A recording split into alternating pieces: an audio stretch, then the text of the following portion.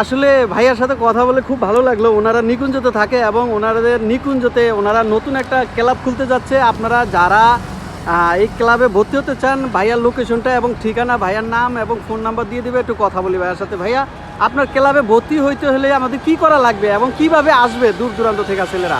দূর দূরান্ত বলতে ঢাকা বিভিন্ন জায়গায় ক্লাব আছে, তবে আমরা যেহেতু এখান থেকে আমরা Dinajpur roller skating association player. আচ্ছা তো আমরা এখানে পড়াশোনার জন্য আসি। এখন আপাতত আমরা কোনো ক্লাবের আওতাভুক্ত নাই। আচ্ছা দিনাজপুরের প্লেয়ার হিসেবে এখন আমরা চাচ্ছি যে এখানটা আরেকটা ক্লাব দিই। তো সেক্ষেত্রে এখানে নিকুঞ্জতে দেখলাম যে অনেক বাচ্চারা আছে যারা স্কেট করতে আগ্রহী।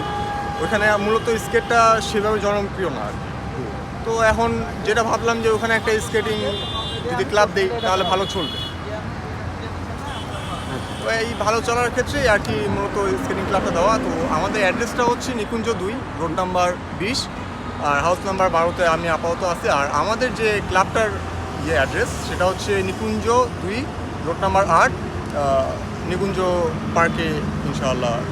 আচ্ছা, হাউস নাম্বার, ফ্ল্যাট নাম্বার আমরা কমেন্টসে দিয়ে দেবো। আপনার ফোন নাম্বারটা যদি আমাদের দেন তাহলে আমি কমেন্টসে দিয়ে দেবো। যদি কারো বাচ্চা ভর্তি করাইতে চায়, আপনাদের ক্লাবে প্র্যাকটিস করাইতে চায়, তাহলে তারা যেন সরাসরি আপনার সাথে যোগাযোগ করতে পারে।